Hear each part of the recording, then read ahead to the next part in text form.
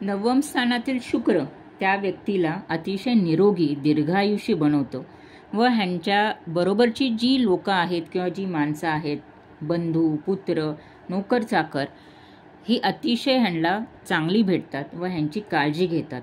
ह्यांचं पूर्ण आयुष्य सुखी व समृद्धीने हे उपभोगतात. ह्यांचा विवाहानंतर भाग्योदय व त्यानंतरचे सासरकडची मंडळी अतिशय चांगली मिळतात. ही माणसे दयाळू, परोपकारी, सुस्वभावी, आनंदी, विद्यावासंगी, प्रवासाची आवड असणारे असतात.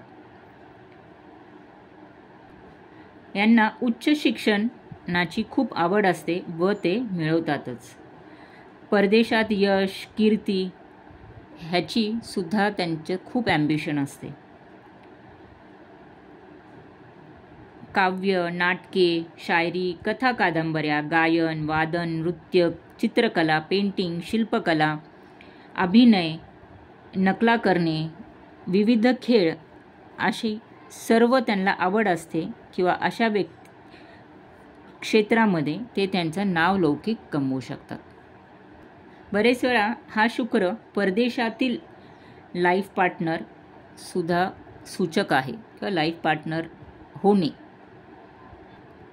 साधारण 25 ते 26 वयानंतर ह्यांचा भाग्योदय चालू होतो. अतिशय प्रवासाची आवड व तीर्थयात्रा करणे ह्यांना खूप लाभदायक आणि खूप आवडते सुद्धा. ह्यांच्या हातून खूप चांगले दानधर्मसुद्धा घडते. जर हा शुक्र बिघडलेला असेल तर ह्यांना पितृसुखामध्ये बाधा आणतो किंवा त्यांच्या वडिलांना काही आजाराने ते त्रस्त असतात किंवा अपमृत्यू येतो. अशुभ शुक्र ह्यांना अनावश्यक कोर्ट कचऱ्या किंवा अनावश्यक भांडणामध्ये किंवा त्रासामध्ये ह्यांना ओढून नेतो.